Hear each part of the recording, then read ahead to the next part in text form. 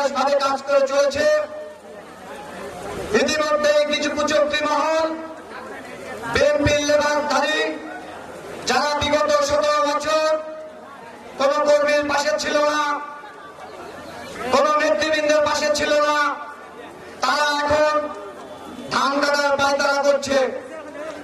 আমরা যারা 17 বছর এই দলটির জন্য সংগ্রাম করেছি, তাদেরকে ওভারটেক করে যদি কেউ কোনো কিছু চিন্তা করে, বাংলাদেশের জনগণ, পাঁচবি উপজেলা বিএনপির কোন নেতৃবৃন্দ তা মানে নেবে না।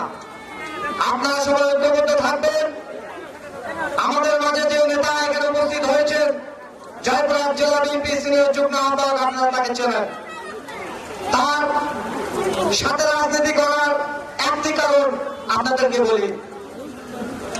জয়পুরহাট জেলা বিএনপি মোজাম আলী প্রধান সাহেব যখন সভাপতি দায়িত্ব পালন করেছিল, তিনি যখন জনগণের ভোটে নির্বাচিত এমপি ছিল, তখন থেকে দেখেছি মূলধারা রাজনীতির সাথে তারা রাজনীতি করে আসছে। তারা কখনো ওই এমপি টিকিট নেওয়ার জন্য হঠাৎ করে মানুষের সামনে উদয় হয়নি।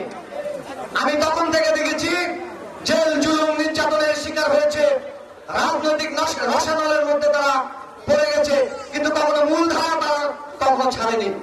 এই একটি আদর্শের কারণে আমার মতো শত শত হাজার হাজার কর্মী আছে মাসুদুর সাহেবের পেছনে। আমরা চাই আপনারা মূলধারাকে বেছে নেন। পাঁচবি উপজেলা বিএনপির কমিটি হয়েছে, তখনও বিতর্ক হয়েছিল।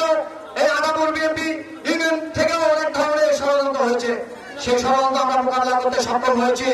আপনারা যারা ধানের শীষের এখানে নেতৃবৃন্দ আছেন, তাদেরকে অনুরোধ জানাবো, আগামীতে যে কোনো ধরনের লড়াই সংগ্রামে আপনারা ঐক্যবদ্ধ থাকবেন এবং আগামীতে ধানের শীষকে বিজয় করতে হবে, সেই লক্ষ্যে আপনারা কাজ করে যাবেন। এই আশাবাদ ব্যক্ত রেখে আদাপুর ইউনিয়ন বিএনপি, ছাত্রদল, যুবদল এবং স্বেচ্ছাসেবক দলের নেতৃবৃন্দকে আমি অশেষ ধন্যবাদ জানাচ্ছি।